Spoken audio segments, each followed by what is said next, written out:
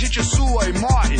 Só os bandidos de gravata seguem faturando e descansando em paz. Enquanto esses covardes continuam livres, nós só temos grades, liberdade já não temos mais. A mobilização que aconteceu na cidade esse ano, que vai desde a desocupação da aldeia Maracanã, em março, até o atual momento. Assim. O Rio de Janeiro é um espaço que tem uma urgência de pautas. Assim, a gente está passando pelo problema das remoções, das pacificações e tudo mais. E depois da violenta desocupação da aldeia Maracanã, em março desse ano, onde a polícia testou muito das coisas que vocês experimentaram em junho, assim, primeira mão, foi mal aí. Tem até coisa que eles nem chegaram a experimentar depois, né? Aquele canhão sônico, surreal, enfim. Aí a gente continuou as mobilizações no Rio, né? São Paulo pautou muito a questão da passagem e foi uma coisa muito infeliz dos governantes de terem colocado o aumento da passagem na mesma época em várias cidades, assim, o que acabou unificando, de certa forma, a luta em torno do aumento da passagem.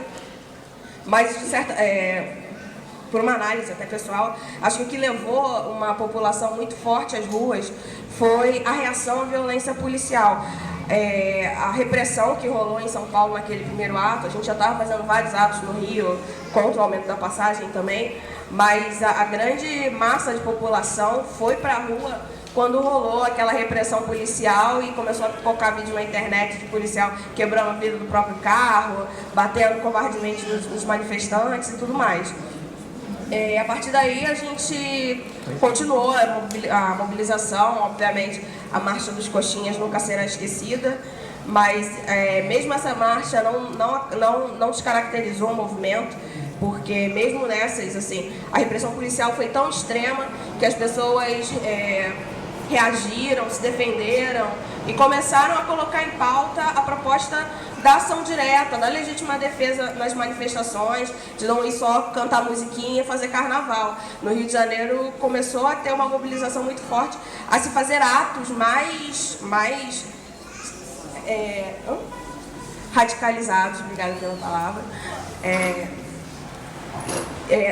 na jornada de junho. Aí houveram vários outros fatores mobilizantes no Rio que nos levaram a manter a população na rua até hoje. O segundo caso foi um caso de violência policial no PP da Rocinha, que foi o caso do Amarildo, que ganhou uma repercussão internacional e mobilizou muita gente mesmo, porque aquele caso, porque conseguiu-se fazer uma ponte aquela violência que era tão distante quando era isolada lá na favela.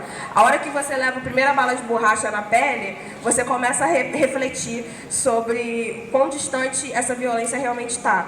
O camarada desaparecer, porra, não é mais só um favelado, é o Amarildo, é o tio de alguém, é o pai de alguém, é o irmão de alguém, é o marido de alguém.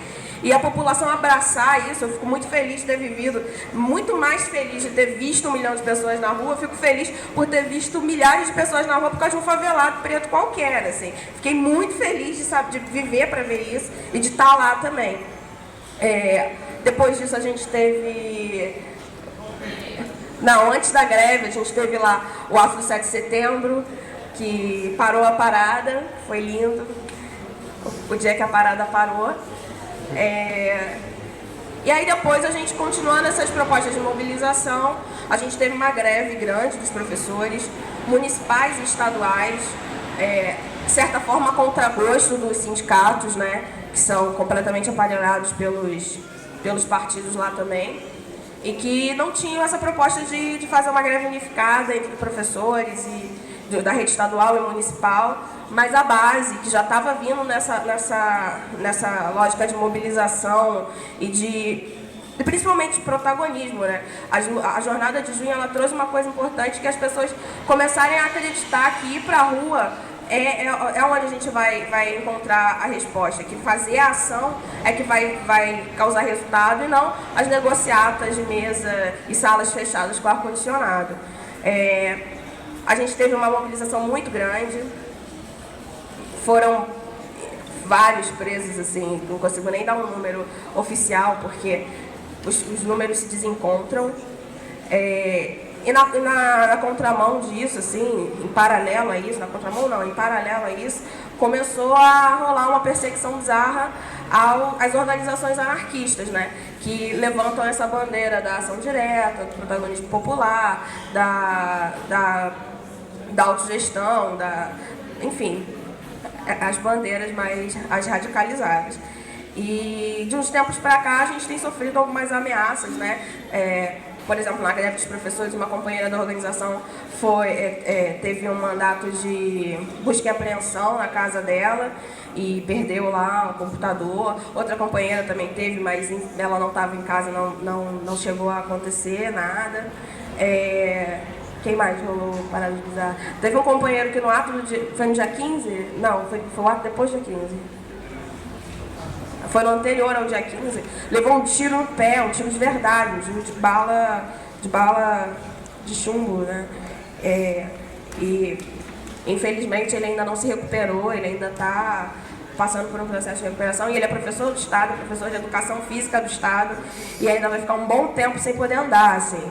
Então, e fora isso, tem todas as ameaças de não sei quantos mandados de prisão. Eles estão desenterrando processos antigos em relação a alguns militantes. Tipo, um militante foi chamado para depor por causa de uma ocupação que aconteceu em 2011, e agora ele está sendo convocado a depor e correndo risco de ser detido por inúmeras coisas que a gente sabe que a polícia faz para justificar as suas prisões. Mas o que? Bem ou mal, acho que para não é isso. Se o Renato quiser acrescentar. Então, gente, boa tarde, né? Sou o Renato, do Aliança Anarquista da Liberdade. Assim, o resgate histórico, acho que a companheira já colocou bem. Ia colocar só mais uma reflexão que a gente teve, né, política em relação a isso.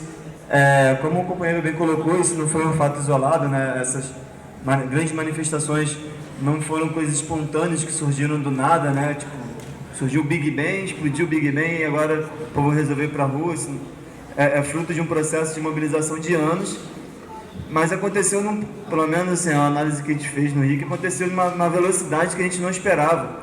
Né, tudo que a gente sempre almejou conquistar enquanto movimento popular e tudo mais, de colocar o povo na rua disposto a radicalizar, e a gente imaginou em fazer isso em alguma certa quantidade de tempo, assim, né, ao longo de alguns anos, e isso se adiantou. Então, assim, diversos movimentos, organizações políticas, movimentos sociais, foram meio que pegos, não de surpresa, mas foram pegos meio que despreparados para lidar com aquele tipo de situação naquele momento.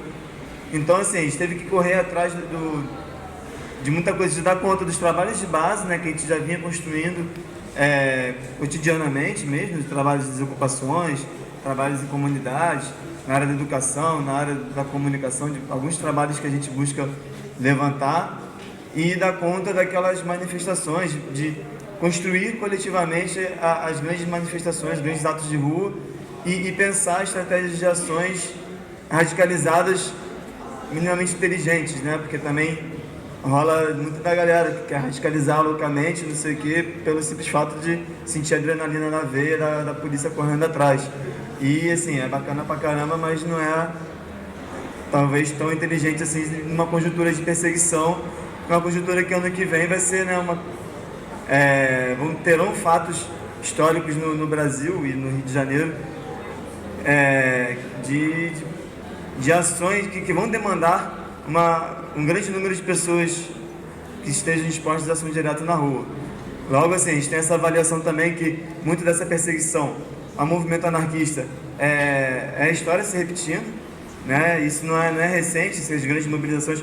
Hoje a gente botar 100 mil na rua, fazendo uma análise, a equiparação à quantidade de população, a gente pode botar o ato que teve de 5, 10 mil na rua na greve de 17 aqui em São Paulo, né, que tinha uma população muito menor, logo 5, 10 mil na rua era equivalente a 100 mil pela quantidade de população que a gente tem hoje. Então isso não é novidade, isso sempre foi, quem teve de frente dessas manifestações sempre foi o movimento anarquista. Então essa perseguição ao movimento anarquista não é não é uma coisa assim aleatória. Por que os caras não vão atrás de pessoal do PSTU? Porque o pessoal do PSTU são um monte de bundão, cuzão do caralho, que fica lá sentado em gabinete e não tem risco, né? Não oferece risco nenhum. Logo, não tem porquê você pegar um monte de playboy lá do pessoal do PSTU para ficar lá o pai perturbando a vida, o pai cheio da grana lá perturbando os caras. E não tem porquê você correr atrás dos caras, né? Então é mais fácil correr atrás dos anarquistas, que é quem oferece risco à estrutura do Estado. Logo assim, isso não é de hoje, já tiveram leis para expulsar anarquistas do Brasil, né, no início do século XX, e agora a gente tem novas leis, né, a lei da Copa, que prevê a proibição do direito de greve, que está entrando aí, que provavelmente vai prever a ilegalização das organizações políticas, né? E o cara não vai botar o pessoal PSTU na irregularidade, vai botar os anarquistas na irregularidade, né? Isso é fato, assim. Então a gente tem essa consciência de que a gente tem que se organizar de uma forma assim, a continuar dando conta dessa demanda, porque agora assim, a gente teve uma sucessiva ações que culminaram na continuidade do povo na rua, né? Como a Josi bem colocou. Lá no Rio a gente teve a questão da aldeia Maracanã, que como mexe com a questão indígena, dá uma comoção um pouco maior, inclusive entre não militantes, né? Na aldeia Maracanã a gente tinha diversos acadêmicos lá que resolveram agora pagar de militantes porque estudavam a parada e iam perder o objeto de estudo, então resolveram comprar o barulho. E assim, como é uma situação que mexe com questões culturais e tal, conseguiu uma mobilização, uma sensibilização social, e que daí esse pessoal teve contato com a militância, e quando chegou em junho, né, que teve essa explosão a nível nacional, essa galera estava disposta a boa parte dessa galera, nem todo mundo, a ir para o enfrentamento. Então a gente conseguiu sucessivas ações, né, teve a questão do aumento da passagem, que a gente conseguiu bloquear o aumento, a gente não conseguiu redução da passagem, a gente conseguiu só bloquear o aumento, a passagem não aumentou, ela não reduziu ainda. E daí, logo depois, a gente teve também datas históricas, né, como o 7 de setembro, que foi lindo e tudo mais. Teve a questão da final da Copa das Confederações, no Rio de Janeiro, que também, na verdade, a Copa das Confederações como um todo, que culminou na final, que foi um grande ato e tudo mais, que até os gringos lá dentro do Maracanã sentiram o cheiro de gás. Depois a gente conseguiu, teve a greve dos professores. No momento que seria o momento de refluxo do movimento, os professores conseguiram finalmente entrar em greve justamente por conta dessa conjuntura. Os professores do Estado, do Rio de Janeiro, vêm tentando entrar em greve desde 2011, que foi quando eles saíram da última greve sem nada, sem vitória nenhuma. Logo eles vêm tentando entrar em greve de novo, e a direção, o pessoal PSTU e PT, que lá no Rio tem disso, o pessoal PSTU faz parceria com o PT, né? Eles relembram o passado deles, e daí os caras vão lá e estavam bloqueando sempre, só que chegou numa conjuntura de junho, onde estava na moda ir pra rua, então a categoria bancou de fazer a greve, bancou de ocupar a LERJ, bancou de fazer acampamento, e daí surgiu uma comoção também, que é uma pauta que também comove muito, a questão do professor, né? Uma pauta que comove socialmente, logo ganhou muito apoio social. Daí agora, com o fim da greve, a gente tem questões, por exemplo, como a saúde, né, que está trazendo, mas a questão da saúde mexe com uma classe social um pouco diferente dos professores, por exemplo. A gente não sabe se vai ser um novo estopim para uma nova revolta popular.